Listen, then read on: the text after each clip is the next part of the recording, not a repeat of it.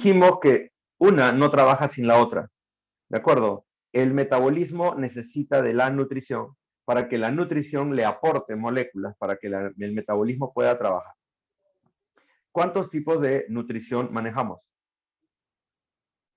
¿Cuántos tipos de nutrición manejamos, muchachos? ¿Quién se Dos, acuerda? Dos. ¿Cuáles son? autótrofa y heterótrofa. Muy bien, autótrofa y heterótrofa. ¿Cómo defines a un autótrofo? A los que generan sus propia energía y alimentos. ¿Generan su propia energía o sus propias moléculas? Energía. Energía, no. Moléculas. Los de la nutrición no generan, bueno, generan su energía a partir del metabolismo, pero si hablamos como nutrición autótrofa, los que se nutren autótrofamente son los que generan sus propias moléculas, sus propios nutrientes. Esa es una particularidad. La energía la vas a ver en el metabolismo. Los autótrofos y los heterótrofos también realizan metabolismo. La diferencia es que los autótrofos no la consumen, capturan los nutrientes, perdón dicho, crean sus propios nutrientes, los autótrofos crean. Los heterótrofos lo consumen y luego lo mandan a su propio metabolismo para ser destruido, pero esa es la característica. La nutrición aporta moléculas, aporta combustible, le va a dar las moléculas que el metabolismo necesita. Recuérdenlo de esa manera. Perdón, los autótrofos, ¿qué hacen en realidad? Los autótrofos generan sus propias moléculas nutrientes, ¿de acuerdo? Esa es una particularidad. ¿Cuántos tipos de nutrición autótrofa presentamos la semana pasada? ¿Cuántos tipos de nutrición autótrofa presentamos la semana pasada? Dos. ¿Cuáles son? Fotótrofos y quimiótrofos. Ya, muy bien. Fototrofas y quimiotrofas, o fotosintéticas o quimiosintéticas. La diferencia entre una y otra, ¿cuál era? Los fotótrofos son con la luz del sol.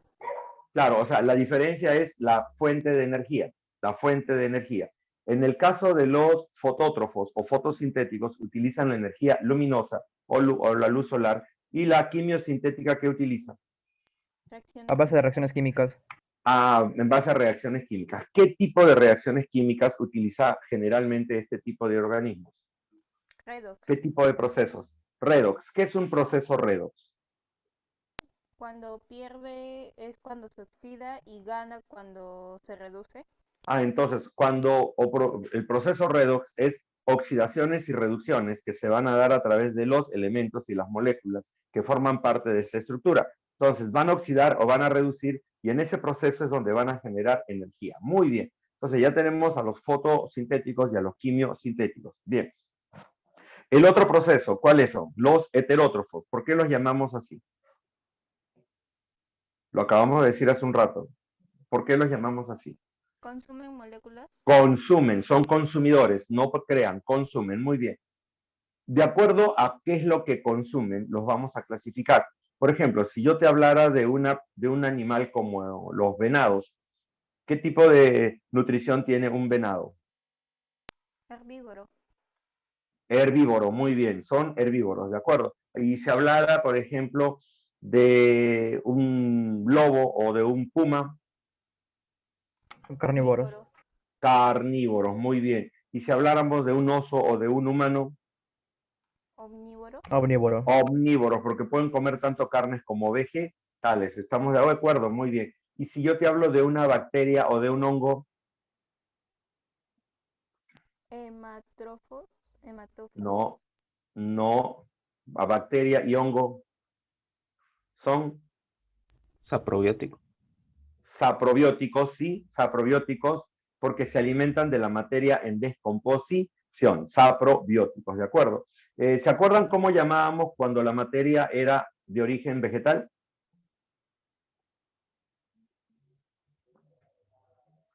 De origen vegetal,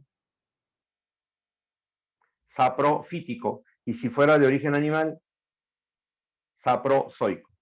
¿De acuerdo? Saprofítico, saprozoico, dependiendo de qué tipo de materia esté básicamente descomponiendo. Antes de pasar al metabolismo, una consulta rápida. ¿Cuántos tipos de quimiosintéticos existen? Dos. Dos. ¿Cuáles son? Quimiolitróficos quimiotrófagos y quimioganotróficos. Muy bien, los quimiolitótrofos y los quimioorganotrófos.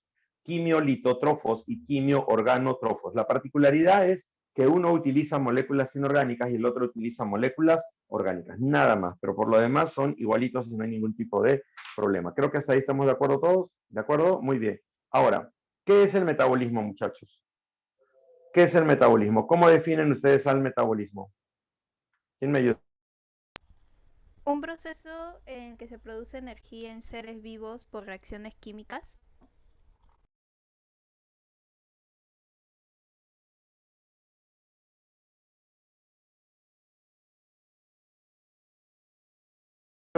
¿O se fue la línea? Se fue la línea, creo, profe. Ahora sí, ahora yo te escucho. ¿Tú me escuchas? Sí. Ahora sí, ¿ves? Ya nos escuchamos. Parece que se fue un minutito o un segundito por ahí. Muy bien, entonces, ahora la pregunta es, ¿qué es metabolismo? Un Es un proceso en el que un ser vivo produce energía. Se produce energía en Ya, un ser muy vivo. bien. ¿Pero qué tipo de proceso? ¿Proceso físico, proceso químico? Químico. Químico. Químico, muy bien. Es un proceso químico o conjunto de reacciones químicas que tienen que ver con la energía. Muy bien. ¿Cuántos tipos de reacciones metabólicas manejamos? 2. Tipos, dos. Ya, te voy a aceptar dos. ¿Cuáles son? Anabolismo y catabolismo. Muy bien, anabolismo y catabolismo, muy bien. ¿Qué significa catabolismo? ¿O cómo entiendes al catabolismo? ¿O cómo lo podrías definir? Pierde energía. Ya, pero ¿qué es? ¿Es un proceso constructivo o es un proceso destructivo?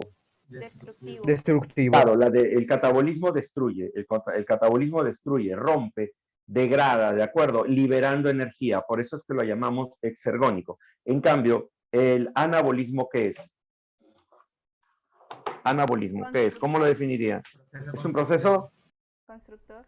constructivo? Crea, construye, sintetiza, produce, ¿estamos de acuerdo? Y lógicamente para eso tiene que almacenar energía. Mientras uno libera, el otro almacena energía. Excelente, muy bien. Pero hay una tercera reacción o un tercer evento que permite comunicar al catabolismo con el anabolismo. ¿Quién se acuerda? Anfibólico. Anfibólico, no anfibólico. El término anfi significa que está en dos medios, ¿de acuerdo? El proceso anfibólico comunica al catabolismo con el anabolismo. Entonces, es un proceso que va a comunicar estos dos eventos, el catabolismo con el anabolismo. ¿Y cuál es el proceso anfibólico más importante que habíamos presentado? Ciclo de Krebs. Ciclo de Krebs, excelente. El ciclo de Krebs es un evento muy importante porque utiliza tanto a carbohidratos, lípidos y proteínas en un proceso cíclico que le permite destruir estas moléculas y utilizar estas moléculas para crear otras moléculas. Entonces, ahí tenemos el proceso anfibólico. Díganme ustedes, ¿cuál es la finalidad del metabolismo? ¿Cuál es el objetivo del metabolismo? ¿Generar qué? Energía.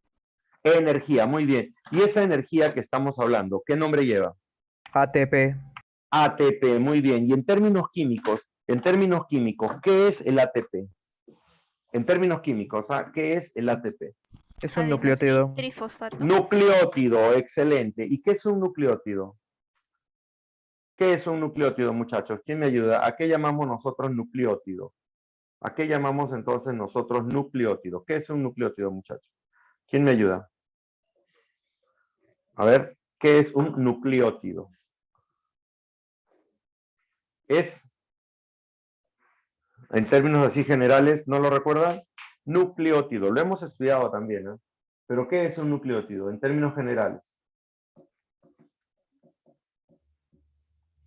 Ya, es la unidad estructural de los ácidos nucleicos. No es un ácido nucleico, es la unidad estructural de los ácidos nucleicos. Muy bien. Ahora, Joaquín, ya que estás hablándome y la mayoría te puede ayudar, díganme cuál es la estructura de un nucleótido. ¿De qué está hecho un nucleótido? ¿Qué hay en un nucleótido? Fósforo. A base nitrogenada, muy bien. Una pentosa, muy bien. Y ácido fosfórico.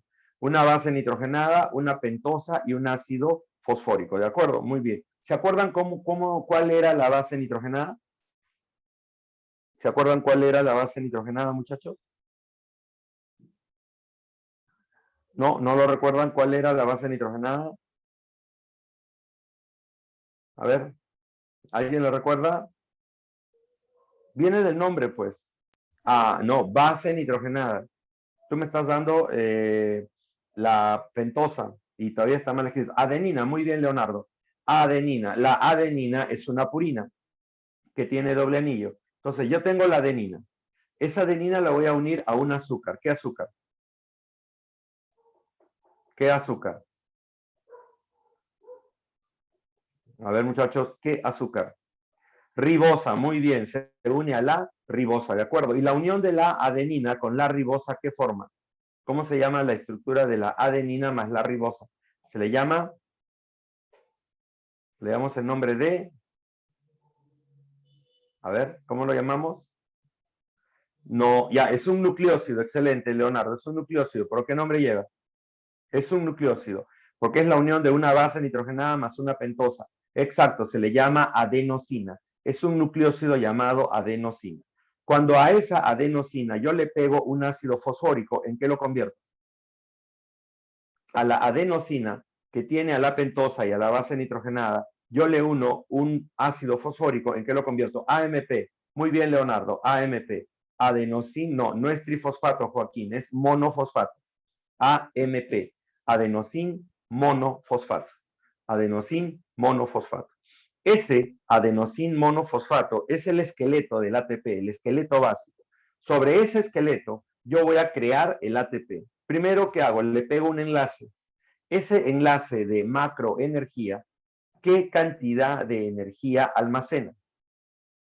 Ese ergo enlace, recuerda que el término ergo es energía, ese ergo enlace, ¿qué cantidad de energía almacena? Rapidito, 3.7 kilocalorías, muy bien. No, Joaquín, el 7.4 es total.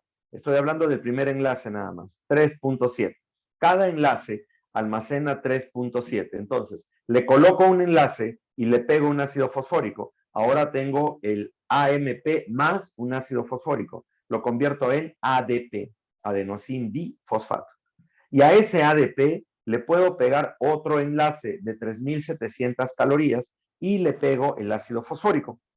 Le pego el ácido fosfórico. Y en ese caso ya tengo el ATP, adenosín trifosfato.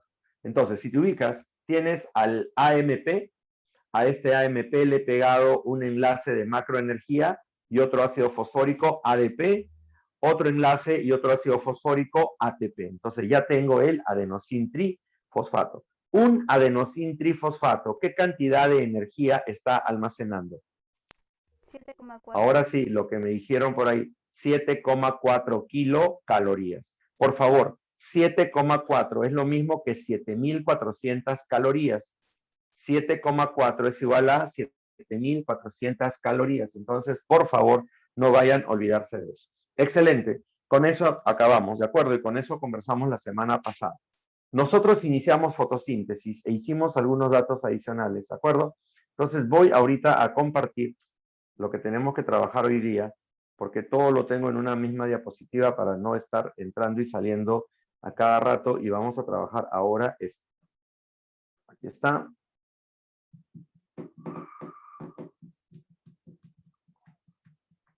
Bien, muchachos, otra vez, Grupo San Marcos con ustedes. El curso que vamos a trabajar es biología. Estamos trabajando con el grupo de anual egresados y nos toca trabajar fotosíntesis. Este cuadrito ya se los presenté la semana pasada.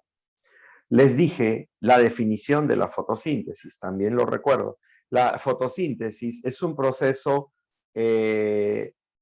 anabólico que se da en organismos autótrofos, ¿de acuerdo? Es un proceso anabólico que se da en organismos autótrofos. Los organismos autótrofos tienen la capacidad de generar sus propios nutrientes a través de reacciones anabólicas que crean o construyen moléculas. La fotosíntesis tiene una reacción muy particular. Utiliza moléculas inorgánicas para generar moléculas orgánicas, liberando oxígeno. Como ves en la figura o como ves en la diapositiva, 6 moléculas de agua reaccionan con 6 moléculas de CO2, ¿de acuerdo? Y utilizando la energía luminosa o la energía del sol, vamos a generar glucosa. Pero por favor, no es solamente glucosa, puede ser lípidos o proteínas y libera una molécula de agua. Liberando una molécula de agua. ¿Estamos de acuerdo? Ahora, quiero que entiendan esto, por favor, y que lo vean bien. En el caso de la fotosíntesis, para que ya desde ahora se vayan ubicando, esas 6 moléculas de agua, mírenla bien, esas 6 moléculas de agua se van a romper por acción de la luz. Y cuando el agua se rompe por acción de la luz, libera oxígeno, ¿de acuerdo? Y el hidrógeno del agua se une al CO2 y va a formar moléculas orgánicas. O sea, esas moléculas orgánicas están formadas por carbono y oxígeno, que es el dióxido de carbono, más el hidrógeno del agua. Y entre los tres forman las moléculas orgánicas. Y el oxígeno del agua se libera, y ese es el oxígeno que nosotros encontramos en la atmósfera. Muy bien. Les había dicho también que la fotosíntesis consta de 5 características que le identifican. Vamos a identificar a la fotosíntesis con 5 características principales. ¿Cuáles son estas 5 características? ¿De acuerdo? Primero, el objetivo de la fotosíntesis es básicamente, muchachos, transformar la energía luminosa en energía química. Transformar la energía luminosa en energía química. O sea, utilizar a la luz y convertirla en ATP. Primer dato. Segundo dato. La fotosíntesis solamente es utilizada por cierto tipo de organismos vivos, como algunas bacterias, algas y plantas, ya que ellos tienen un pigmento que les permite atrapar la luz, y pueden realizar básicamente el proceso. Tercero, las algas, por su diversidad y cantidad, son los seres vivos más importantes para la fotosíntesis, en el sentido de que ellos sintetizan una mayor cantidad, o sea, realizan este proceso en mayor cantidad. La Tierra tiene una gran cantidad de agua y en esa agua hay algas y estas algas forman el fitoplancton y de ahí sale la fotosíntesis. Por lo tanto, las algas son los principales organismos fotosintéticos, por si acaso. Las plantas que nosotros conocemos son células eucariotas. Estas células eucariotas tienen dentro de su estructura una organela y esa organela se le llama cloroplasto, que ya la conocen, y que tiene la capacidad de realizar la fotosíntesis. El cloroplasto es la organela encargada de la fotosíntesis. Y por último, la fotosíntesis consta de 2 etapas principales, una fase luminosa y una fase oscura. Fase luminosa y fase oscura. Mira, 5 características que ya te están dando una visión. Convierte la luz en ATP. Los principales los organismos productores de fotosíntesis son bacterias, algas y plantas. De los 3, las algas son las más abundantes y las mayores productoras de fotosíntesis. Y las plantas lo realizan porque tienen una organela especializada llamada cloroplasto. Y la fotosíntesis consta de 2 eventos, un evento luminoso y un evento oscuro, o fase luminosa y fase oscura. Muy bien, muchachos. Ahora, hay que hablar de los factores que participan de la fotosíntesis, ¿de acuerdo? Factores. ¿Qué son factores? Lo que interviene en un proceso. La fotosíntesis no es solamente decir luz, CO2 y agua, está bien, pero ¿qué componentes necesita la fotosíntesis para trabajar? Entonces, para poder estudiarlo mejor, lo hemos separado en 2 grandes grupos. Los factores externos y los factores internos. Factores externos y factores internos. Los factores externos son los llamados factores extrínsecos. ¿Qué significa esto de extrínsecos? Son aquellos que no son propios de la planta o del organismo y tienen que venir del medio ambiente. O sea, son factores que vienen de afuera. Son factores que vienen de afuera, ¿de acuerdo? Ahora, ¿cuáles son estos factores que vienen de afuera? El primer factor es la luz. El primer factor es la luz, ¿de acuerdo? Ahora, el dato es este. ¿Por qué es importante la luz? ¿Por qué es importante la luz? La idea es así, recuérdala y quiero que la entiendas bien. Cuando la luz llega, la planta, la bacteria o el alga tienen una molécula llamada pigmento. Por ejemplo, el pigmento más conocido es la clorofila, ya lo acepto. Entonces, cuando la luz llega y toca a la clorofila se excita y se oxida liberando electrones. Se excita y se oxida liberando electrones. Entonces, ese proceso de que la luz llegue, caiga sobre la molécula y la molécula, estimulada por la luz, libere electrones, eso inicia todo el proceso fotosintético. Por lo tanto, sin pigmentos no habría fotosíntesis, porque no habría el proceso electrónico. la carga eléctrica o los electrones que se van a empezar a mover para generar procesos dentro de la célula. Entonces, esa es la clave. La luz es importante porque permite generar electrones que van a empezar a moverse y que van a empezar a generar todo el proceso fotosintético que nosotros manejamos. ¿De acuerdo? Entonces, ese es un dato. La luz es importante por eso, porque oxida y libera electrones. Oxida y libera electrones. Pero hay un dato. Nosotros, para nuestra visión, nosotros vemos longitudes de onda entre 400 a 700 nanómetros. Eso es lo que nosotros vemos. Es la luz visible. Lo que está por debajo de 400 o por encima de 700, nuestra vista no lo capta. O sea, nosotros no podemos ver eso. Entonces, la idea es que, piénsalo de esta manera. La materia no tiene color. La materia no tiene color. La materia está hecha de moléculas. Moléculas. Y esas moléculas tienen la capacidad de o aceptan una longitud de onda o rechazan una longitud de onda. ¿Qué es esto de longitud de onda? La luz viaja creando, es una partícula que viaja creando ondas en el espacio. Ya, esos 400 a 700 nanómetros son las longitudes de onda que nuestra visión puede ver. Longitudes de onda más pequeñas o más grandes no las vemos porque el ojo no está adaptado a ese proceso. Pero entre 400 y 700 sí. Y son los colores que nosotros vemos, pues. Son los colores. Ahora te voy a plantear lo siguiente. Si tú, por ejemplo, tienes tu pared pintada de verde, la luz llega trayendo todas las longitudes de onda y esa molécula, o sea, la pintura que has utilizado para pintar tu pared, tiene una molécula que tiene la característica de absorber todos los colores y de rechazar el color verde. Absorbe o captura todos los colores, pero el color verde lo rechaza.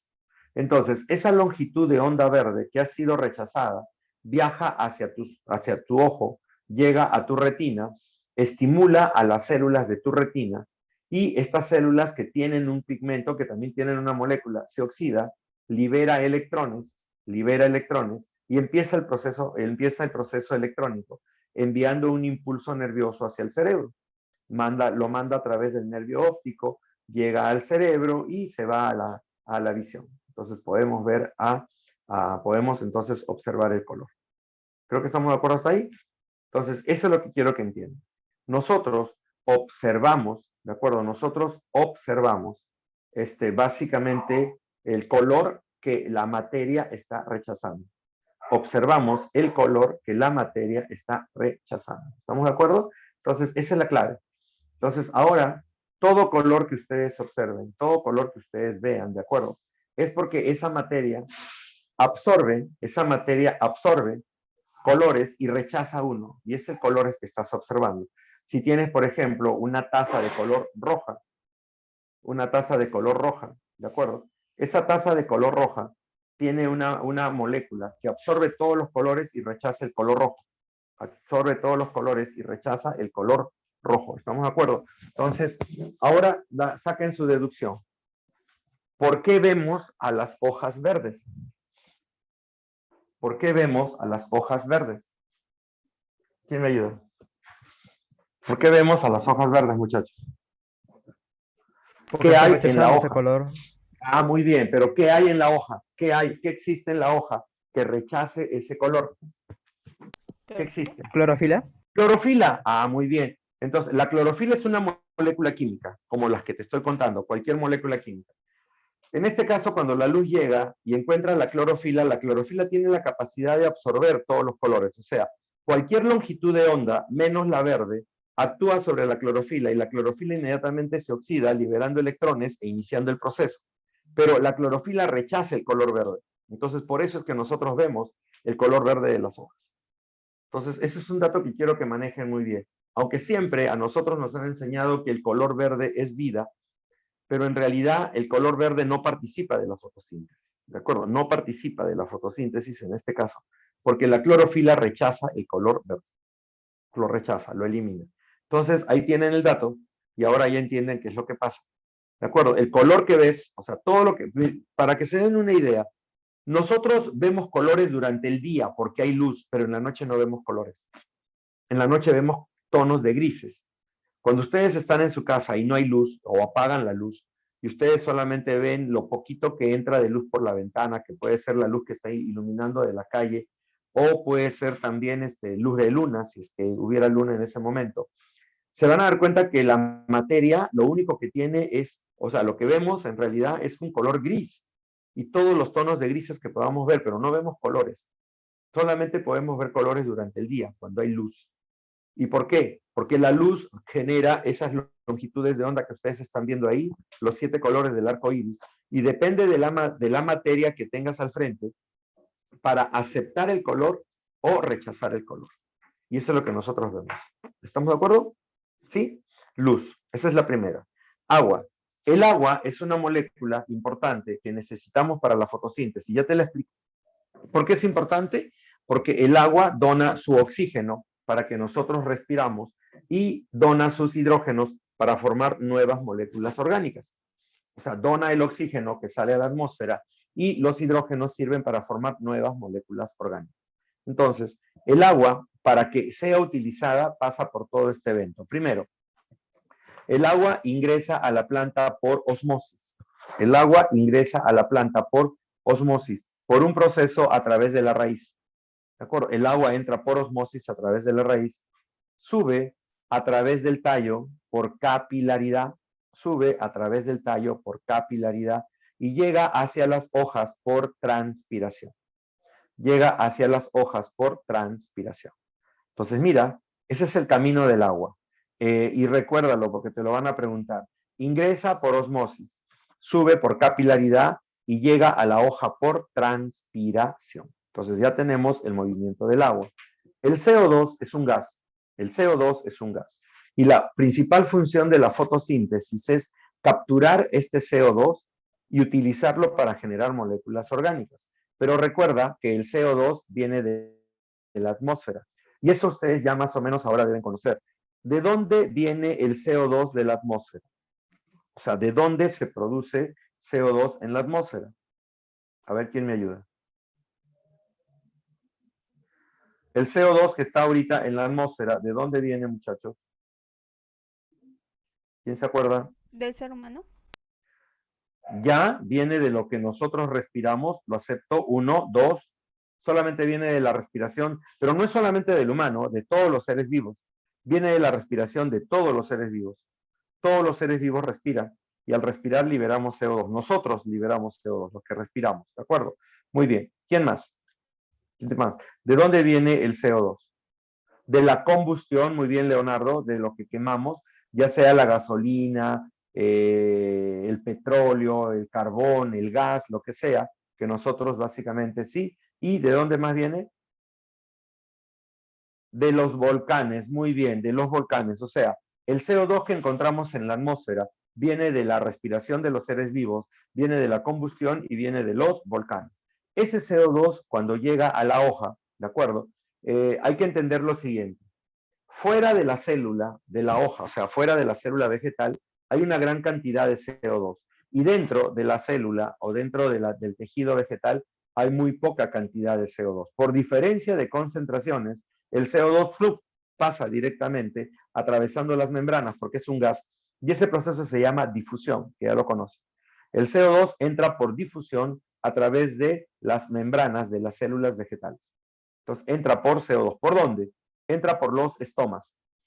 Los estomas son agujeros que se van a localizar en las hojas, solamente a nivel de hojas, ¿de acuerdo? Y son agujeros por donde puede producirse el intercambio gaseoso. Entonces, por ahí entra agua, o sea, perdón, entra CO2 y entra oxígeno. CO2 y oxígeno a través de los estomas, ¿de acuerdo? Entonces, hay un intercambio ahí, un intercambio muy particular. Las hojas o las células vegetales capturan CO2 y eliminan oxígeno. Claro, es que las concentraciones son diferentes. Fuera de la célula vegetal hay mucho CO2. Dentro hay casi nada de CO2. Y dentro de la hoja hay una gran cantidad de oxígeno y afuera la cantidad de oxígeno es menor. Por diferencias de concentraciones se produce básicamente el proceso de intercambio. ¿Estamos de acuerdo? El proceso de intercambio. Entonces, ya tienen los tres factores: la luz, el agua y el CO2. Luz, agua y CO2. ¿Estamos de acuerdo? La luz, ya les he dicho, llega a oxidar y a liberar electrones para iniciar el proceso. El agua entra por capilaridad, entra por osmosis, sube por capilaridad y llega a la hoja por transpiración. Y el CO2 se produce un intercambio gaseoso por difusión a través de los estomas. Se acabó. Eso es factores que vienen de afuera. Lo que viene de adentro es los cloroplastos. ¿Qué son los cloroplastos? Son organelas importantes para la fotosíntesis, ¿de acuerdo? ¿Por qué? Porque van a tener los pigmentos y acá se va a realizar todo el proceso fotosintético. Entonces, una organela ya la conocemos. O sea, un cloroplasto ya la conocemos. Es una estructura que tiene doble membrana, ¿de acuerdo? Si la están viendo ahí, membrana interna y membrana externa. La membrana interna genera unos discos llamados tilacoides, y estos tilacoides se asocian formando a las granas. Los tilacoides se asocian formando a las granas, ¿de acuerdo? La grana, o sea, el tilacoide es la unidad funcional, y la grana es el lugar fotosintético por excelencia. Ahí se realiza la fotosíntesis, pero la etapa luminosa, ¿de acuerdo? La parte interna del cloroplasto se le llama estroma. Dentro de ese estroma también hay enzimas importantes para la fotosíntesis, como la rubisco, que atrapa al CO2. ¿De acuerdo? La rubisco que atrapa al CO2. Y un azúcar importante dentro del estroma, que es la ribulosa fosfato. Ribulosa fosfato, que es una pentosa. Entonces, ahí tienen el dato, ¿de acuerdo? Entonces, el cloroplasto tiene a las granas, tiene a los tilacoides y a las granas, y dentro en el citoplasma tiene al estroma, el estroma, que tiene enzimas y tiene carbohidratos. Ahora, ¿qué es lo más importante de todo esto? Bien, a nivel de los tilacoides, ¿de acuerdo? Vamos a encontrar los pigmentos fotosintéticos. Estos pigmentos fotosintéticos son, aquí los tienen, primero las clorofilas, ¿de acuerdo? Las clorofilas, a ver, hay tres tipos de pigmentos que participan de la fotosíntesis: las clorofilas, los carotenoides y las ficobilinas.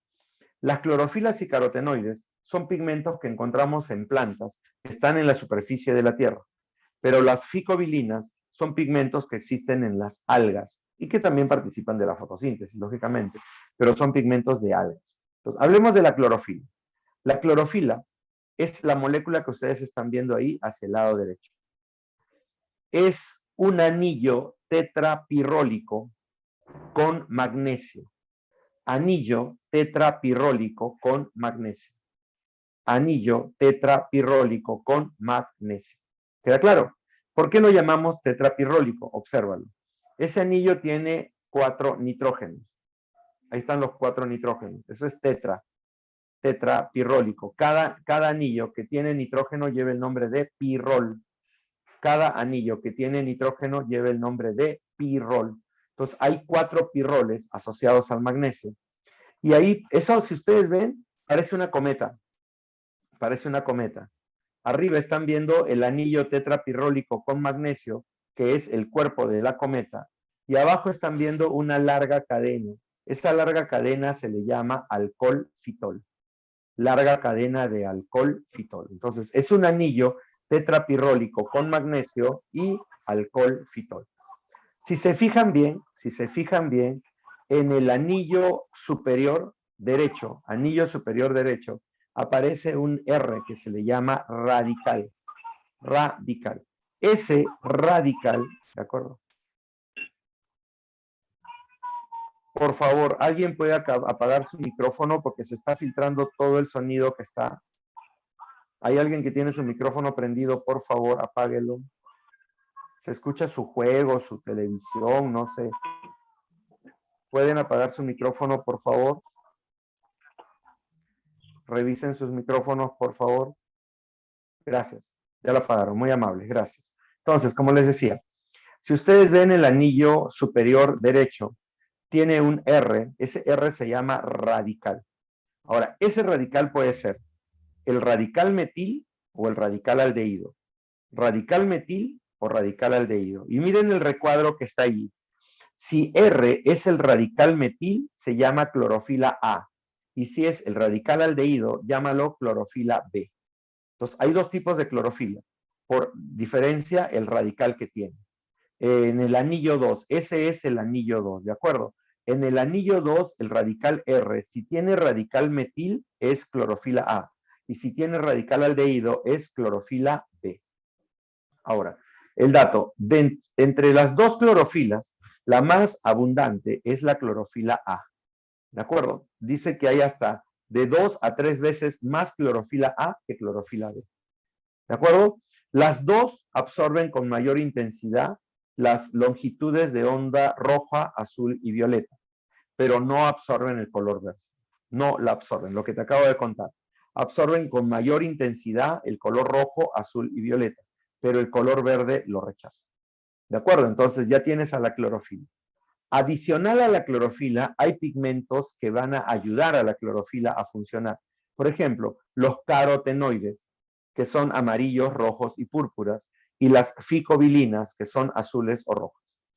Estos pigmentos logran absorber longitudes de onda, ¿de acuerdo?, a las que la clorofila no es eficiente, o sea, la clorofila no las capta tan fácilmente, y completan la acción, entonces aumentando la capacidad de reacción fotosintética. Todos los fotopigmentos, de acuerdo, como clorofilas y los pigmentos accesorios, están localizados en los tilacoides de los cloroplastos. Tilacoides de los cloroplastos, ¿de acuerdo? En los tilacoides de los cloroplastos. Tilacoides de los cloroplastos, ¿de acuerdo? Muy bien, entonces, recuerden eso, por favor. Sí, están localizados a nivel de los tilacoides de los cloroplastos. Bien, ahí los vamos a encontrar. Muy bien, muchachos. Ahora, acá tienen un cuadrito resumen que les va a permitir recordar más fácilmente estos pigmentos, ¿de acuerdo? Básicamente, los pigmentos fotosintéticos son la clorofila. La clorofila A es la más abundante, ¿de acuerdo? Es la más abundante, absorbe colores como luz, la luz violeta, azul, anaranjada, el rojizo y el rojo, y los pigmentos accesorios en este caso serían la clorofila B, C, D y E, hay otro tipo también, en este caso solamente les he presentado solamente dos, no se hagan problemas con eso, y los carotenoides, que pueden ser de dos tipos, los carotenoides pueden ser los carotenos y las xantófilas. Los carotenos son todos los tonos anaranjados y las xantófilas son todos los tonos amarillos, ¿de acuerdo? Y las ficobilinas, donde está la ficocianina y la ficoeritrina, la ficocianina es de color azul y la ficoeritrina es de color rojo, ¿de acuerdo? Y estas solamente las encontramos en algas y en las cianobacterias, ¿de acuerdo? Los pigmentos accesorios ayudan a la clorofila a absorber pigmentos que ella no puede absorber. Punto. Esos son los pigmentos. El segundo componente intrínseco son las enzimas. Estas enzimas son importantes para el proceso fotosintético. Tenemos primero la rubisco. ¿Cuál es el verdadero nombre de la rubisco? Léelo y escúchalo bien. Ribulosa difosfato carboxilasa. Por favor, recuerda el nombre. Ribulosa difosfato carboxilasa. Esta enzima se localiza en el estroma del cloroplasto y tiene la capacidad de captar el CO2, pegarlo a la ribulosa. Lo capta y lo pega a la ribulosa. Y al proceso se le llama carboxilación. El proceso lleva el nombre de carboxilación, porque estás pegándole carbono a una molécula. Entonces, a eso se le llama carboxilación. ¿De acuerdo? Muy bien. Hay otra enzima. Recuerda, la rubisco está en el estroma. La rubisco está en el estroma. Hay otra enzima, la ATPasa. Esta ATPasa se localiza en las partículas F. ¿Qué son las partículas F? Son estructuras proteicas que se localizan a nivel de las membranas de los tilacoides. Y su principal función de la ATPasa es formar ATP. Se encarga de formar ATP. ¿De acuerdo? Esa es la particularidad, esa es la característica que tenemos, ¿de acuerdo? Para básicamente trabajar fotosíntesis, enzimas, rubisco y ATPasa. La enzima rubisco y la enzima ATPasa. Además de tener pigmentos y enzimas, necesitan moléculas que van a transportar electrones de una reacción a otra. La fotosíntesis tiene una etapa luminosa que se continúa con una etapa oscura. ¿De acuerdo? Entonces, las moléculas o los electrones que se producen en la etapa luminosa tienen que llegar a la etapa oscura. Tienen que llegar a la etapa oscura. ¿De acuerdo? Entonces, en la fotosíntesis, La energía luminosa se convierte en energía química bajo la forma de ATP y de NAT. ¿De acuerdo? ATP y de NAT. Estos procesos, ¿de acuerdo? Estos procesos básicamente van a producirse por fotofosforilación y fotorreducción. Fotofosforilación y fotorreducción. Entonces, estas moléculas están, por ejemplo, el ATP se forma en la reacción luminosa y se usa en la reacción oscura. Y en la reacción oscura tú vas a ver que llega el ATP y el ATP se rompe, liberando energía, liberando sus fósforos y permitiendo las reacciones oscuras. Entonces, por eso es que es importante, está llevando la energía de la reacción luminosa a la reacción oscura. El NAT, ¿estás viendo ahí el NAT? Bien. El NAT originalmente es NADP, sin hidrógeno. Es NADP sin hidrógeno. Pero durante la fotosíntesis, el NAT atrapa los hidrógenos y se convierte en NADPH. NADPH, ¿de acuerdo? Eso significa que está reduciéndose y está atrapando hidrógenos. Atrapa los hidrógenos en la reacción luminosa y lo lleva a la reacción oscura. Y lo lleva a la reacción oscura. ¿De acuerdo? Muy bien. Ahora, dentro de la fotosíntesis también tenemos una cadena transportadora de electrones. Esta cadena transportadora de electrones, ¿de acuerdo? Se localiza básicamente a nivel de las membranas tilacoidales, membranas del tilacoide. ¿De acuerdo? Estas moléculas se les llama citocromos, plastoquinonas, plastocianinas y ferrodoxinas. ¿De acuerdo? Son proteínas transportadoras de electrones, como los citocromos, plastoquinonas, plastocianinas y ferrodoxinas. ¿Estamos de acuerdo? Ahora, estas moléculas o proteínas tienen la capacidad de ganar y perder electrones. Ganan y pierden electrones. Y eso permite mover los electrones a través de una membrana, generando una corriente. Ahora lo vamos a ver. Muy bien, esto es lo que más o menos pasa. Mira, estás viendo, lo que estás viendo acá en 1 y 2 en romanos, no sé si lo logras ver, 2 en romanos y después 1 en romanos, esos son los fotosistemas. Allí están los pigmentos.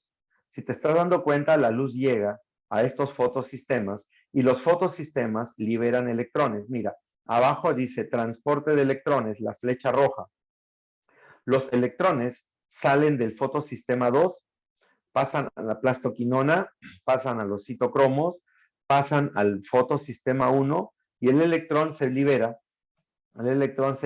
hacia el NAT. ¿De acuerdo? Si lo estás viendo. Pero estás viendo cómo los electrones viajan por un proceso de oxidación y de reducción. ¿Estamos de acuerdo? Eso es lo que ocurre a nivel de la fotosíntesis. La luz llega, excita a los fotosistemas y estos, una vez excitados, empiezan a liberar electrones y empieza todo el proceso fotosintético. Vamos.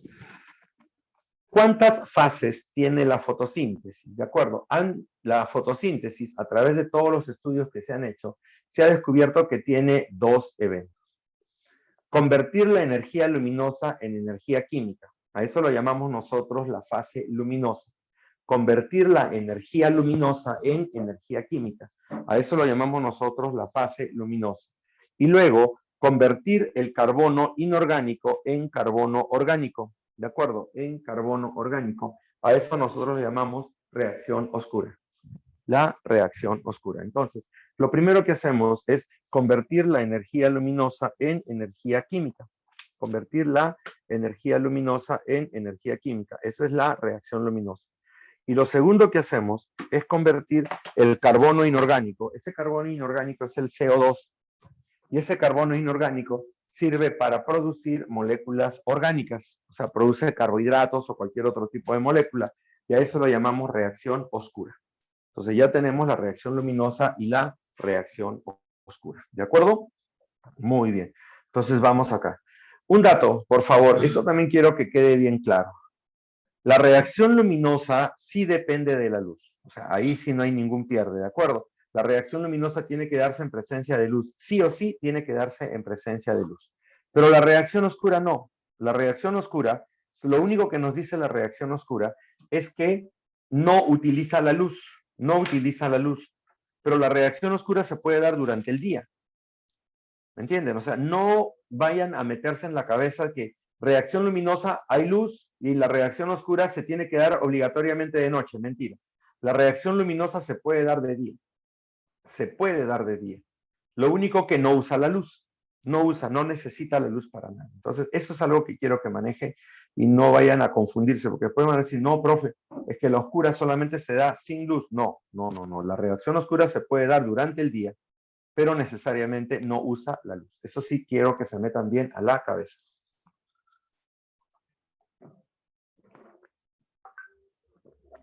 Algo que sí tienen que recordar también es que durante la etapa luminosa, lógicamente, eso es piénsalo nomás, o recuérdalo, que durante la etapa luminosa, la energía luminosa se convierte en ATP, eso ya, descartado. Y durante la etapa oscura, el CO2 es atrapado y convertido en moléculas orgánicas. Eso ocurre en la etapa oscura. Ahora, miren este esquema, por favor. Miren este esquema, que les va a dar bastante visión acerca de este proceso. La primera etapa es la etapa luminosa, donde hablamos de la fotofosforilación. Fotofosforilación, escúchame bien. En la etapa luminosa utilizas la luz y el agua. Mira, empieza desde arriba. En la etapa luminosa utilizas la luz y el agua. Luz y agua. Lo primero que haces es romper al agua. ¿Lo estás viendo? Rompes al agua. Y el agua libera oxígeno. Mira la reacción. El agua libera oxígeno. Lo primero que haces, rompes al agua y liberas oxígeno. Una vez que has hecho esto, la luz se convierte en ATP. Ahí está, lo estás viendo en la reacción, la luz se convierte en ATP. Y los hidrógenos del agua se unen al NAD, formando NADPH. Los hidrógenos del agua se unen al NAD, formando NADPH. Entonces, mira, esa es una reacción luminosa para que tú te vayas acordando. La luz llega y rompe al agua. Lo segundo que hace es convertirse la energía luminosa en ATP y los hidrógenos del agua se unen al NAD. Ahora, el ATP, el oxígeno se va a la atmósfera, ya olvídense del oxígeno. Pero, si ustedes se dan cuenta, el ATP y el NAD, ¿a dónde van? Van a un ciclo que se le llama ciclo de Calvin-Benson. Ese ciclo es el ciclo de Calvin, o es básicamente la reacción oscura. A eso se le llama reacción oscura, al ciclo de Calvin, reacción oscura. En la reacción oscura, yo tengo ATP y NAD y atrapo al CO2. Ahí lo estás viendo, el CO2 está llegando, atrapo al CO2. Entonces, en el ciclo de Calvin, con ATP, NAD y CO2, voy a producir azúcares o carbohidratos o moléculas orgánicas en el proceso. Entonces, ahí tienes el dato. Mira, con este cuadrito creo que te estoy dando ya la visión general de lo que tienes que recordar.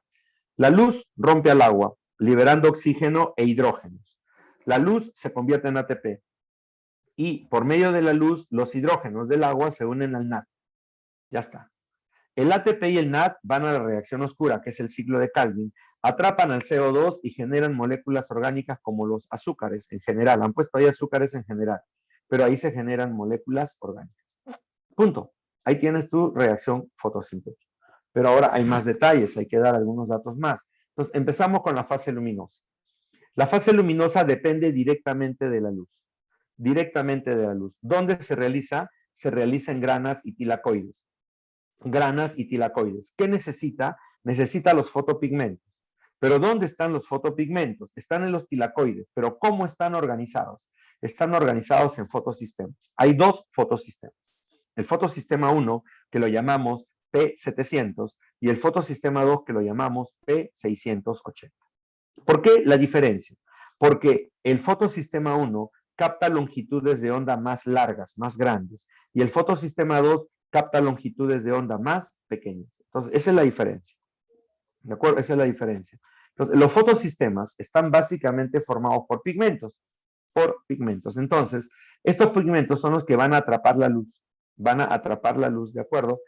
Y van a permitir justamente el inicio de la fotosíntesis. Entonces, ya tenemos fotosistema 1, fotosistema 2, que son los fotosistemas y están donde en los tilacoides. Punto. Empezamos. La fase luminosa, escúchame bien, la fase luminosa, si quieres anótalo, recuérdalo o resáltalo, porque también está escrito acá. La fase luminosa tiene cuatro subetapas. La fotoexcitación. 1, fotoexcitación. 2, fotólisis del agua. 3, fotofosforilación. 4, fotoreducción. todo es foto, lógico, es que se hace con luz. Fotoexcitación, fotólisis del agua, fotofosforilación, fotoreducción. ¿Estamos entonces? Empezamos con la primera, fotoexcitación. ¿Qué es eso? Para decirlo en pocas palabras, la fotoexcitación es cuando la luz cae sobre los fotosistemas y estos liberan electrones. La luz cae sobre los fotosistemas y estos liberan electrones. ¿Estamos de acuerdo? Esa es la característica. Entonces, hay dos fotosistemas, ya te lo dije, el fotosistema 1 y el fotosistema 2. ¿De acuerdo? Entonces, la idea es esta. El fotosistema 2 capta longitudes menores de 680, ¿de acuerdo? Tiene clorofila A, clorofila B, tiene ficoeritrina, ficocianina, tiene xantófila, ¿de acuerdo? Y además está asociada a una proteína llamada proteína Z, por si acaso. Entonces, el fotosistema 2 tiene clorofila A, clorofila B, tiene ficoeritrina, ficocianina, xantófila y está asociada a la proteína Z. El fotosistema 1, en cambio, solamente tiene clorofila A, clorofila B y algún carotenoide, nada más. Algún caroteno, nada más. ¿Por qué la diferencia? Porque todo el proceso se inicia con el fotosistema 2. O sea, la reacción se inicia en el fotosistema 2 y el flujo de electrones termina en el fotosistema 1. Por eso es que el fotosistema 2 tiene que tener más colores para atrapar la luz. ¿Estamos de acuerdo? Entonces, escúchame. Cuando la luz llega y actúa sobre estos fotosistemas, estos pigmentos se oxidan liberando electrones y se libera la reacción, se inicia la reacción, ¿de acuerdo? Entonces, se liberan los electrones. Eso es fotoexcitación. Segunda etapa. La segunda etapa es la fotólisis del agua. ¿Qué es fotólisis del agua? La fotólisis es la destrucción o la ruptura del agua. Ruptura del agua. Y escúchame bien. El fotosistema 2 recibe la luz, se excita, libera electrones. Estos electrones actúan sobre la proteína Z y la proteína Z va directamente al agua y la rompe en dos. La rompe en hidrógeno y oxidrilo. Hidrógenos y oxidrilo. Entonces ya liberaste hidrógenos, pero ahora tienes al oxidrilo, que es el radical OH. Este oxidrilo OH entra a una reacción llamada reacción de Gill. Y esta reacción de Gill rompe al oxidrilo, mira, rompe al oxidrilo liberando tres cosas. Libera electrones. Primero, libera electrones. Segundo, libera oxígeno. Y tercero, libera hidrógenos. Entonces, la fotólisis del agua es cuando el fotosistema 2 rompe al agua en hidrógeno y oxidrilo. El oxidrilo entra a la reacción de Gill.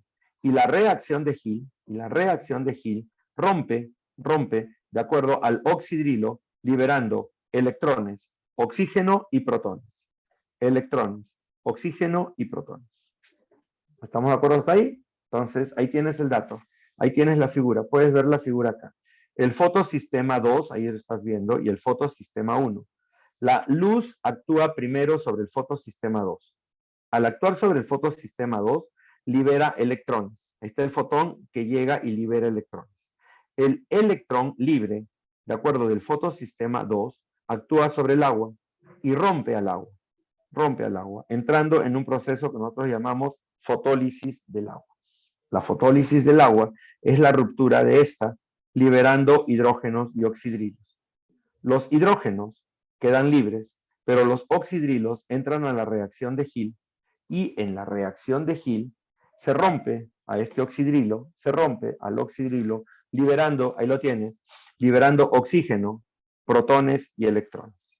Liberando oxígeno, protones y electrones. Esa es la reacción de Gill. Entonces, si alguna vez te preguntan, ¿cómo se llama la reacción que permite la liberación de oxígeno en la fotosíntesis? La reacción se llama reacción de Gill. ¿Quién la realiza? Se realiza a nivel del fotosistema 2. El fotosistema 2, a nivel de los tilacoides, realiza la reacción de Gill, donde rompe al agua, liberando oxígeno, protones y electrones. Entonces, mira, ya tenemos dos. Fotoexcitación. La luz llega y excita a los pigmentos, liberando electrones. Fotólisis del agua. El fotosistema 2, excitado por la luz, libera electrones y activa la proteína Z. La proteína Z rompe al agua en hidrógeno y oxidrilo. el oxidrilo entra a la reacción de Gill y la reacción de Gill rompe al oxidrilo liberando oxígeno, protones y electrones. Oxígeno, protones y electrones. Punto, se acabó. ¿Qué es la fotofosforilación? Fotofosforilación es la formación de ATP. ¿Y cómo se forma ATP? Se forma ATP a través de este flujo de electrones. Los electrones van a empezar a moverse y van a generar ATP. Hay dos tipos de fotofosforilación. La fotofosforilación cíclica y la fotofosforilación acíclica.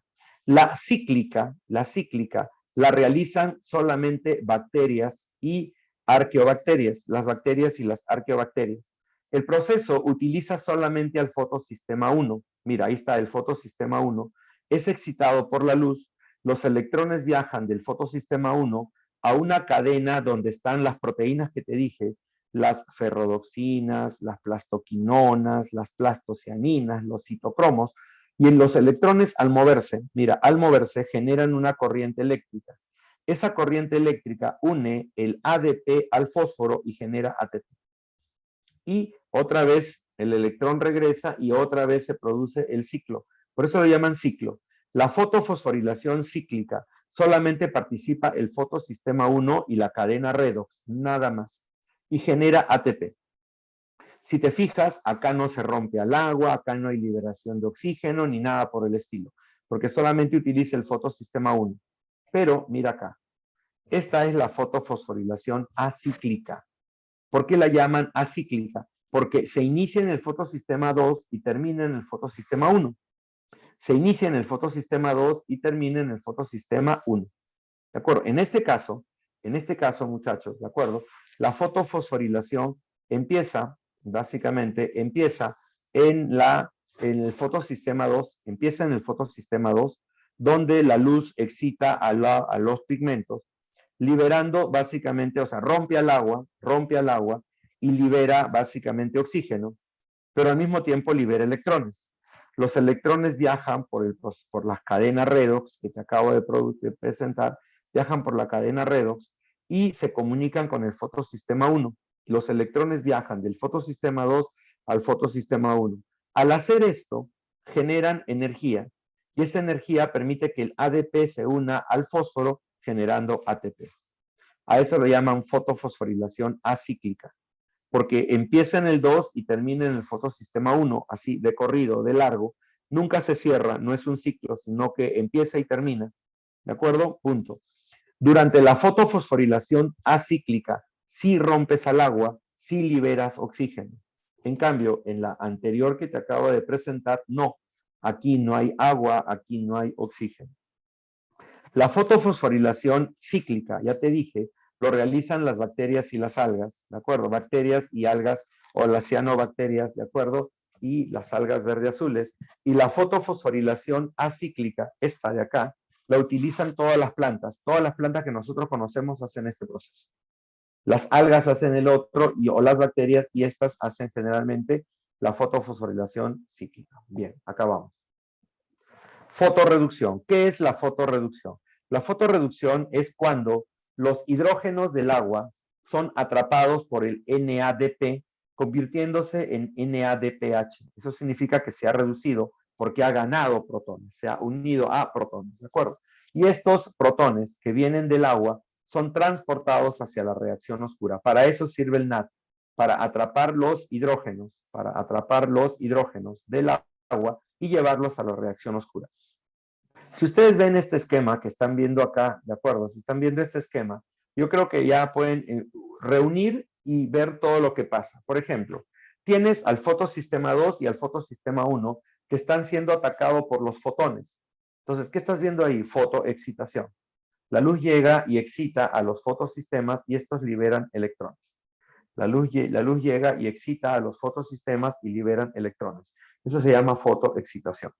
Recuerdas que el fotosistema 2, a través de sus electrones, rompía el agua, produciéndose la fotólisis del agua.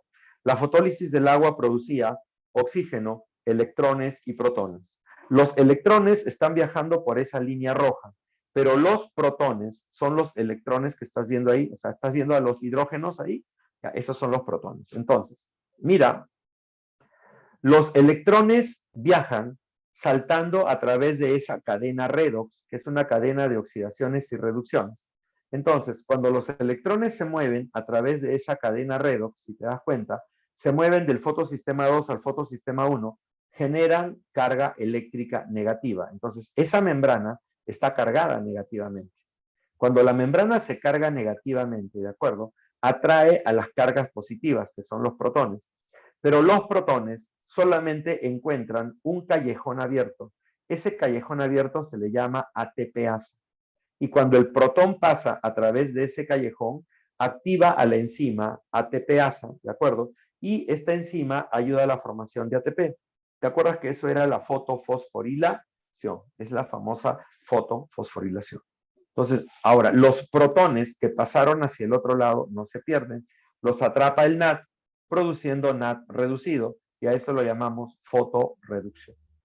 O sea que si ves bien el esquema, estás viendo la fotoexcitación, estás viendo la fotólisis del agua, estás viendo la fotofosforilación, que es la formación de ATP, y estás viendo la fotoreducción, que es el NAT que se ha ganado el hidrógeno y se ha convertido en NAT reducido. Ahora, observen esto. Aquí tienen el resumen de la reacción luminosa. La reacción luminosa, ahora, te han puesto 5 etapas: fotoexcitación, cadena transportadora, fotólisis del agua, fotofosforilación y fotoreducción. O bien la cadena transportadora, porque es lo que ocurre durante todo el proceso. Entonces, en realidad son las 4 etapas que estamos viendo ahí. Fotoexcitación es 1, lo están viendo en Romanos 1, la luz llega y excita a los fotosistemas. Los electrones saltan y empiezan a viajar por la cadena transportadora, y lo primero que ocurre después de la fotoexcitación es la fotólisis del agua. Lo estás viendo ahí. La fotólisis del agua lo realiza el fotosistema 2, rompiendo al agua en oxígeno, protones y electrones. Mira bien, oxígeno, protones y electrones. El oxígeno se va a la atmósfera, los protones se quedan ahí, pero los electrones van a la cadena transportadora de electrones. Estos electrones se comunican con el fotosistema 1, generando una corriente eléctrica negativa que atrae a los protones. Los protones pasan por ese canal protónico, que es la partícula F, activan a la ATPasa y generan ATP. Pero el protón que pasó no se pierde, lo atrapa el NAT y se produce la fotoreducción. Punto, se acabó, fotoreducción. Ahí tienen a la reacción luminosa. Ahora nos vamos a la reacción oscura. La reacción oscura se realiza dentro del estroma del cloroplasto, o sea, en la parte interna del cloroplasto. No se le llama matriz para no confundirla con la mitocondria, se le llama estroma. La fase oscura, ¿de acuerdo? No depende de la luz, no depende de la luz, o sea, no utiliza la luz, pero utiliza moléculas que se han producido en la reacción luminosa. Estas moléculas son el NAD y el ATP, el NADPH y el ATP. A esta fase oscura la vamos a llamar ciclo de Calvin-Benson-Bachmann. Ciclo de Calvin-Benson-Bachmann. ¿De acuerdo? Porque él fue el que descubrió este proceso. Tiene 4 subetapas. Igual como la reacción luminosa tiene 4 subetapas.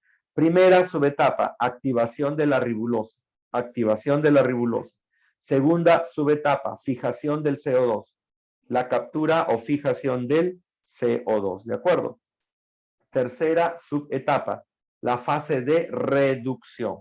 Reducción. Y la última etapa, que es la obtención de glucosa y la regeneración de la ribulosa.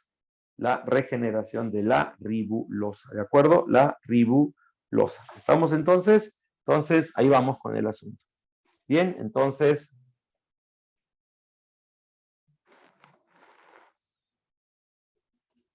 ahí vamos, muchachos. Y ahora les voy a enseñar el dato. Aquí está. Mira, aquí lo tienes. En este cuadro te voy a explicar qué es lo que pasa, ¿de acuerdo? En el cuadro han colocado 3 etapas, pero tú te vas a dar cuenta ahorita que son 4. Empezamos. Ubica en el cuadro a la ribulosa 5-fosfato. Ubica en el cuadro a la ribulosa 5-fosfato. ¿Ya lo ubicaste? Ribulosa 5-fosfato. ¿Lo ubicaste? Díganme sí, no, levántenme un dedito, háganme un check, algo para saber que sí lo han encontrado. Ya, ribulosa difosfato. Ya, la ribulosa 5-fosfato, muy bien. Esa ribulosa 5-fosfato es activada por el ATP. Mira, ahí está el ATP que le está regalando un fósforo y lo convierte en ribulosa 1,5-bifosfato. O sea, ¿qué ha pasado? La ribulosa ha ganado un fósforo y se ha convertido en ribulosa 1,5-bifosfato. Entonces, esa primera etapa allí la vas a llamar etapa de activación. Es la activación de la ribulosa. Activación de la ribulosa. La ribulosa 5-fosfato, por acción del ATP, gana un fósforo y se convierte en ribulosa 1,5-bifosfato. Ahora, escúchame. Esta ribulosa 1,5-bifosfato sirve para atrapar al CO2. Y justamente ahí viene la etapa de la carboxilación. Carboxilación. Esta ribulosa atrapa al CO2. ¿De acuerdo? Atrapa al CO2. Cuando atrapa al CO2, se convierte en una hexosa. Acuérdate. La ribulosa 1,5-bifosfato, escúchame bien, es una pentosa con dos átomos con dos fósforos en su estructura.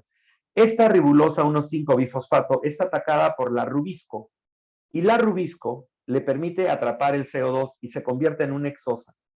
Esa hexosa es inestable, rápidamente se va a romper por acción del agua y se rompe en 2 moléculas de 3 átomos de carbono cada una.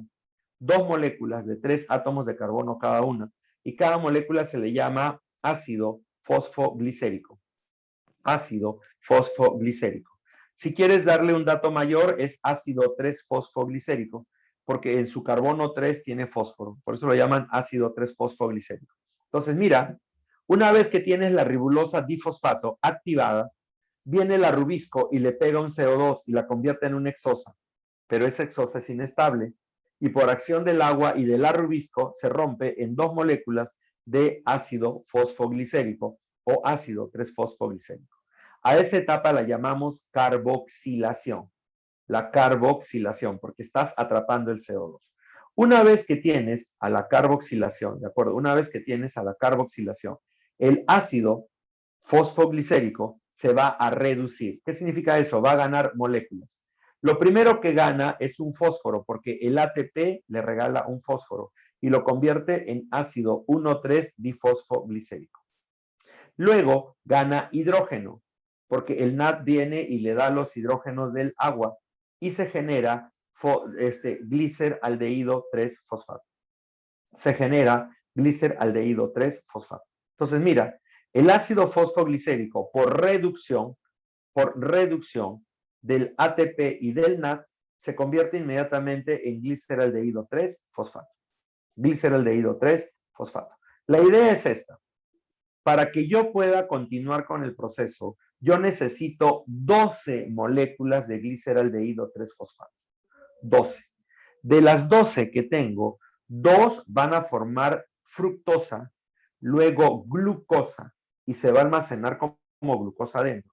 Y las 10 restantes regeneran a la ribulosa fosfato. Regeneran a la ribulosa fosfato. Entonces, fíjense, por favor. Entonces, ya completamos las 4 etapas. Primera etapa, activación de la ribulosa. La ribulosa 5-fosfato se convierte en ribulosa 1,5-bifosfato. Segunda etapa, carboxilación. La ribulosa 1,5-bifosfato, atacada por la rubisco, se pega a una molécula de CO2 y se convierte en una hexosa. Esa hexosa es atacada por el agua y rápidamente se convierte en 2 moléculas de ácido fosfoglicérico. El ácido fosfoglicérico entra a una etapa de reducción. Atacado por el ATP y el NAD, el fosfoglicérico se convierte en gliceraldehído 3-fosfato. Gliceraldehído 3-fosfato. Este gliceraldehído 3-fosfato necesito 12 de estas moléculas, porque de las 12, 2 van a formar glucosa y las 10 restantes regeneran a la ribulosa. Y se cerró el famoso ciclo de Calvin, Benson, Bashman. ¿De acuerdo? Entonces, si tú fijas acá, te miras acá, ¿de acuerdo? La fase oscura se realiza en el estroma a través del famoso ciclo de Calvin-Benson, ¿de acuerdo? Entonces, ahora, igualito como te dije anteriormente, búscame a la ribulosa fosfato. ¿Dónde encuentras a la ribulosa fosfato o a la ribulosa monofosfato? ¿Ya la encontraste? Ya. A la ribulosa monofosfato Ahí empieza el proceso, donde está ahí con 5 carbonos que dice la ribulosa monofosfato, ahí empieza, ¿de acuerdo? Ahí dice 1, activación. La activación es convertir a la ribulosa monofosfato en una ribulosa difosfato. Esa ribulosa difosfato es atacada por la rubisco, que le pega a un carbono y lo convierte en una hexosa inestable. Hexosa inestable. Esa hexosa inestable, acuérdate, se va a romper en 2 moléculas de 3 carbonos, que es el ácido fosfoglicérico. Ácido fosfoglicérico. Ese ácido fosfoglicérico va a ser reducido por el ATP y el NAD y va a formar fosfogliceraldehído, el famoso fosfogliceraldehído. De estas moléculas, de este fosfogliceraldehído, 2 moléculas generan glucosa y las demás regeneran a la ribulosa, cerrándose el ciclo de la reacción oscura, el famoso ciclo de Calvin-Benson-Bashman. Entonces, ahí tienen el dato y ya ustedes pueden seguir y pueden darse cuenta de lo que estamos viendo. Tienen la reacción luminosa y la reacción oscura. Terminemos. La fotosíntesis consta de 2 etapas. Tiene 2 versiones. Hay una fotosíntesis oxigénica y una fotosíntesis anoxigénica. Como están viendo el cuadro, en la fotosíntesis oxigénica yo utilizo agua. Y como utilizo agua, al romper al agua libero oxígeno. Por lo tanto, por eso la llaman oxigénica, porque libera oxígeno. Libera oxígeno, ¿de acuerdo?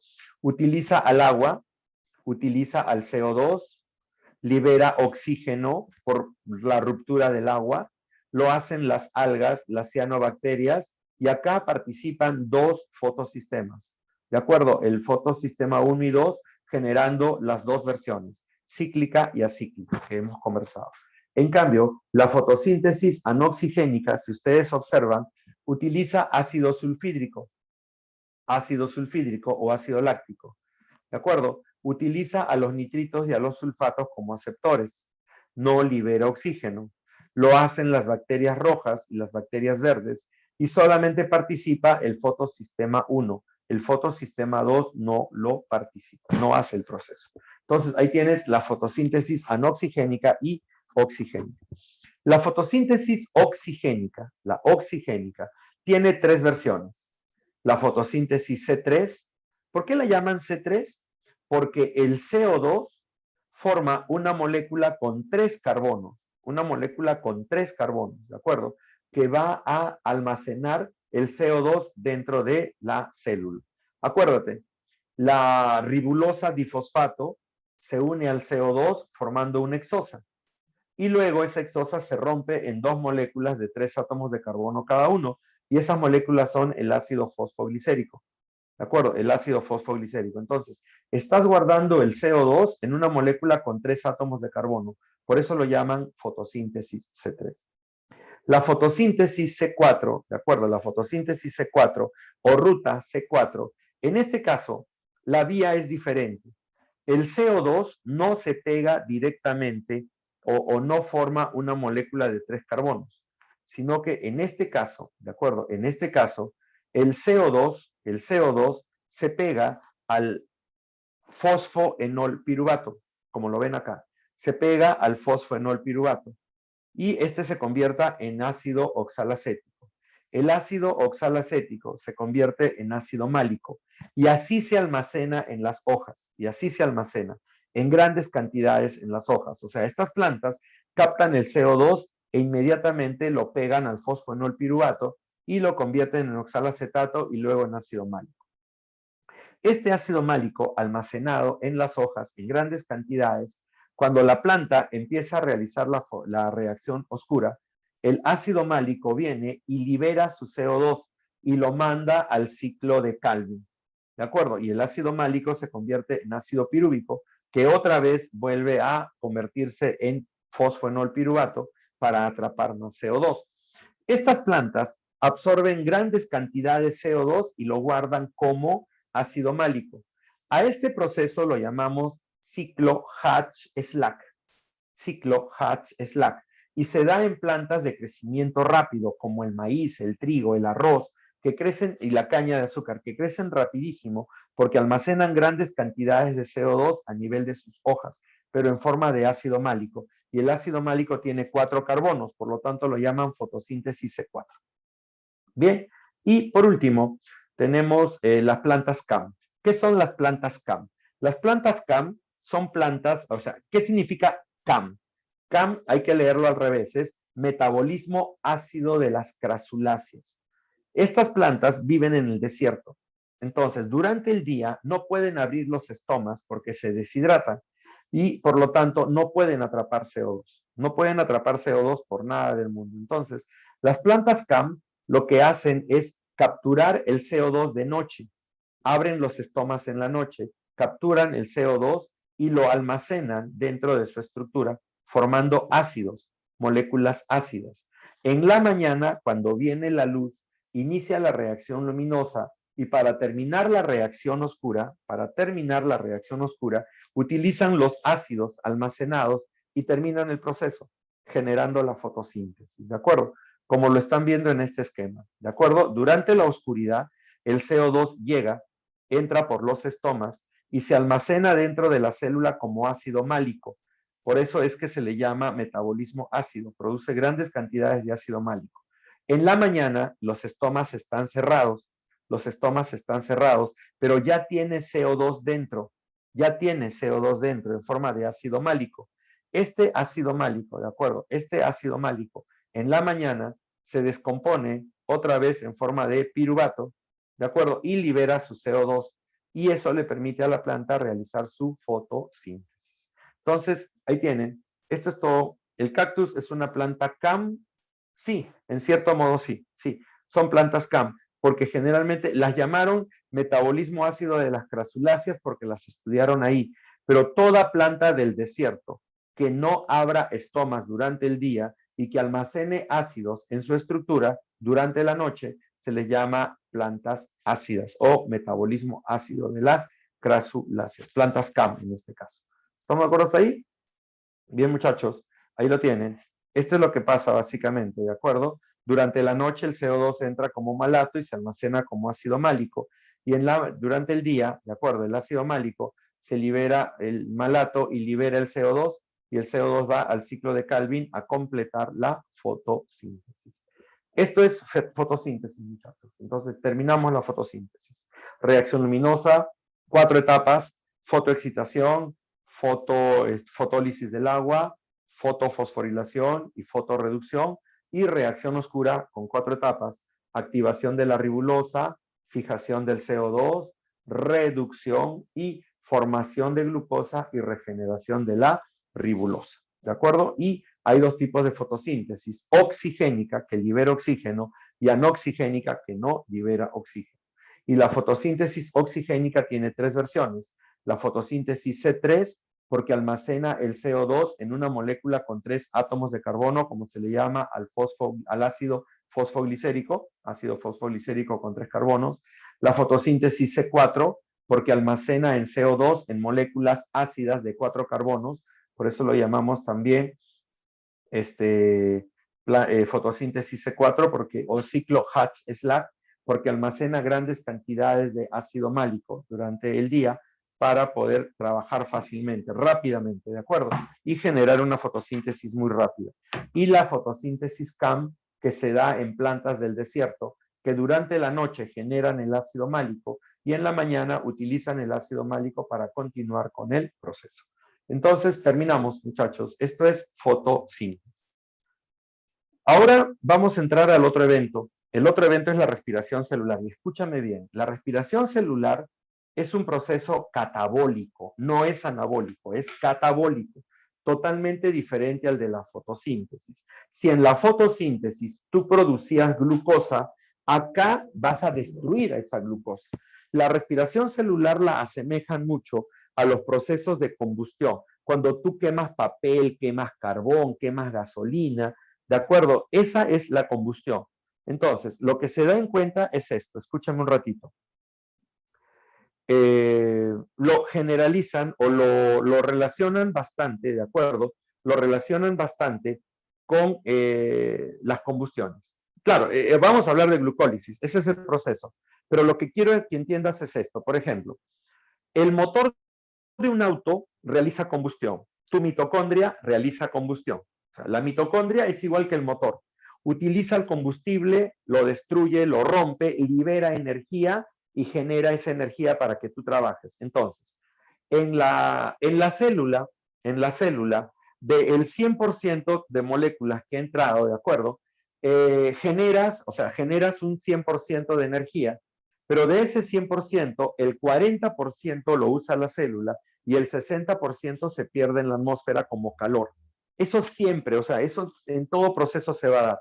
Cuando hay un proceso químico donde se libera energía, un porcentaje lo utiliza la célula y el otro lo libera.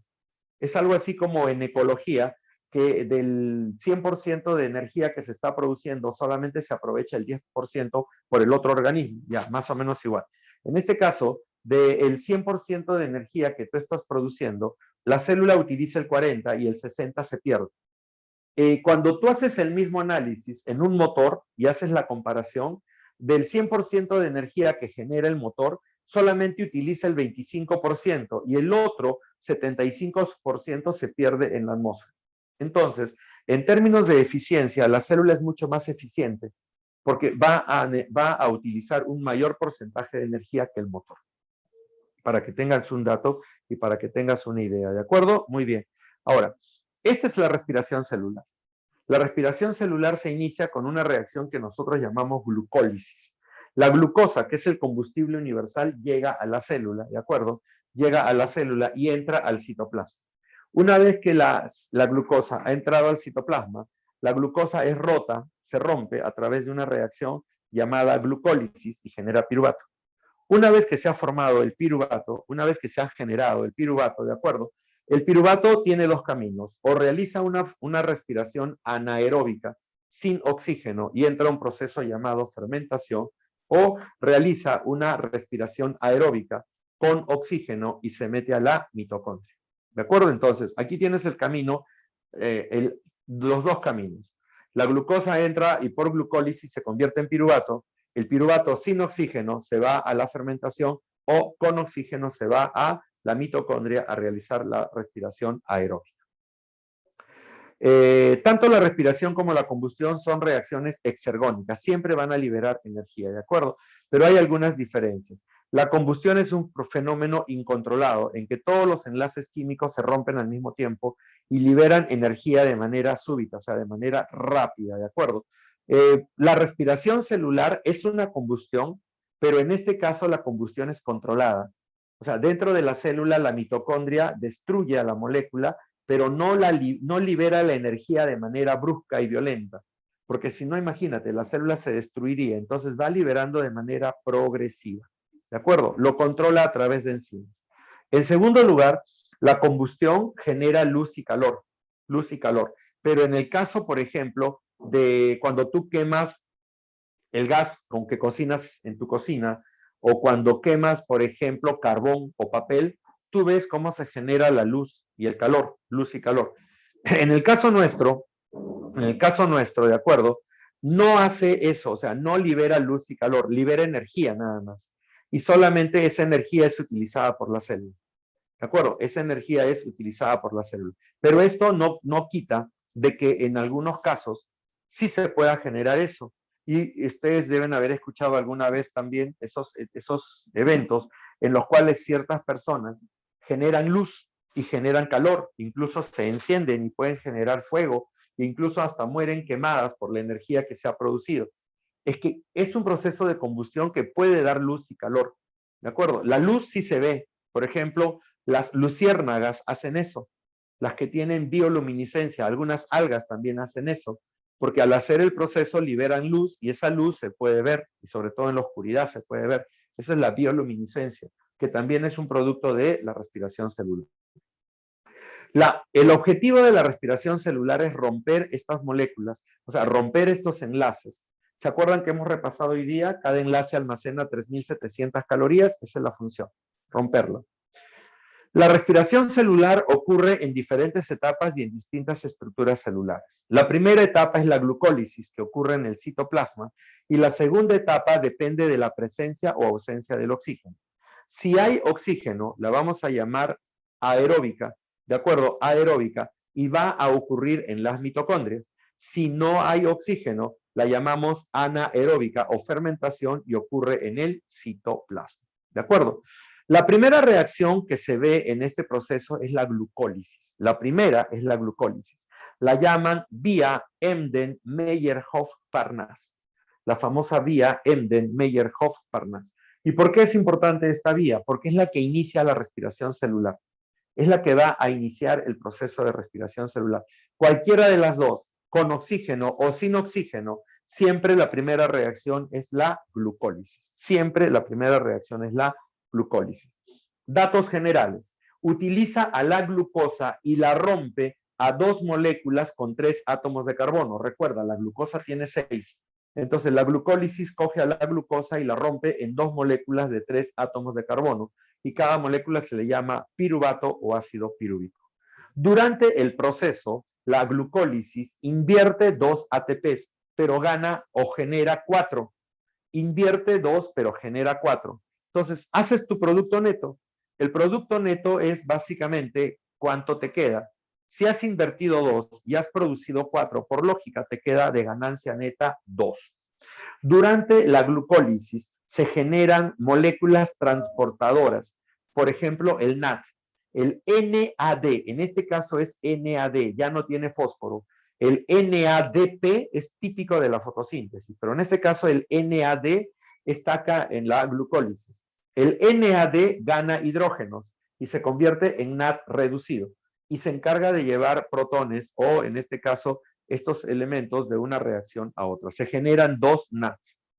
2 NADs, ¿de acuerdo? ¿Y dónde se realiza la glucólisis? La glucólisis se realiza principalmente en el citoplasma, solo en el citoplasma. Y no depende del oxígeno, es independiente del oxígeno. O sea, la glucólisis se puede dar en ambientes con o sin oxígeno, no hay problema, no hay problema. Pero lo importante es que entiendas que la reacción no usa oxígeno, no usa el oxígeno. Puede estarlo, pero no lo usa. Es independiente del oxígeno, ¿de acuerdo? La glucólisis se da en 9 etapas. Son 9 pasos. Por el tiempo, no lo voy a hacer ahora, lo voy a hacer la próxima semana, pero lo que te voy a presentar es el resumen final para que te des una idea de lo que estamos hablando. Esta es la glucólisis terminada. Son 9 pasos enzimáticos que están descritos ahí, que la próxima semana lo vamos a hacer, pero por el tiempo solamente te voy a dar el resumen ahorita. La glucosa entra a tu cuerpo por lo que tú comes. Por ejemplo, hoy día te comiste un pan. El pan está hecho de almidón. El almidón está hecho de glucosas. Cuando tú te comes el pan, tu boca empieza a romper el almidón. Empieza la digestión. Una vez que ha roto el almidón, genera maltosa, que es un azúcar que tiene 2 glucosas. Cuando la maltosa llega al intestino, la maltosa se rompe liberando glucosa. Esa glucosa que queda libre en el intestino se absorbe y pasa a la sangre. La sangre lo lleva al hígado y el hígado lo distribuye a todo el cuerpo, porque del hígado sale la sangre y se distribuye a todo el cuerpo. La glucosa, vamos a pensar que esta glucosa, por ejemplo, va a viajar y llega a tu neurona, porque tu neurona es la que está trabajando ahorita. Entonces, la glucosa llega a tu neurona y entra a la neurona. Cuando entra a la neurona, la glucosa tiene que ser activada y se convierte en glucosa 6-fosfato por acción de la enzima hexoquinasa que le pega un fósforo. Esa glucosa 6-fosfato se convierte en fructosa 6-fosfato. Esa fructosa 6-fosfato gana un fósforo más y se convierte en fructosa 1,6-difosfato. Esta fructosa 1,6-difosfato, que tiene 6 átomos de carbono y 2 fósforos, se rompe por acción de la aldolasa en la dihidroxiacetona y el gliceraldehído 3-fosfato. Se rompen 2, dihidroxiacetona fosfato y gliceraldehído 3-fosfato. Cada molécula tiene 3 átomos de carbono. Bien, si tu célula necesita producir grasas o proteínas, utiliza a la dihidroxiacetona y genera grasas y proteínas. Pero generalmente tu neurona no necesita eso, necesita más energía. Entonces, la dihidroxiacetona se convierte en gliceraldehído 3-fosfato. Entonces, a partir de ahí, tú ya tienes 2 gliceraldehído 3-fosfato. 2 gliceraldehído 3-fosfato. A partir de ahí, el gliceraldehído 3-fosfato pierde hidrógenos y se forman el NAD. Mira, ahí está el NADH que te dije, se forma el NAD. y se convierte en 3-fosfoglicerilfosfato. Este 3-fosfoglicerilfosfato pierde cada uno un fósforo, generando 2 ATPs, ahí está, 2 ATPs, y se convierte en 3-fosfoglicerato. El 3-fosfoglicerato mueve su fósforo del carbono 3 al carbono 2, formando el 2-fosfoglicerato. El 2-fosfoglicerato pierde agua y se convierte en fosfoenolpiruvato, y el fosfoenolpiruvato pierde sus fósforos y se convierte en piruvato. Entonces, esa es la función de la glucólisis, romper a la glucosa y convertirla en piruvato. Durante el proceso, si miras arriba, estás gastando 2 ATPs, y si miras abajo, estás generando 4, ahí están los 4 ATPs, se invierten 2 y se producen 4, y te da como ganancia neta solo 2 ATPs. Muchachos, no voy a avanzar más porque ya nos pasamos algunos minutos, y lo demás queda para la próxima semana. Entonces, hemos hecho fotosíntesis, hemos trabajado fotosíntesis y hemos iniciado la respiración celular con la glucólisis. Necesito que lean lo que es la respiración celular.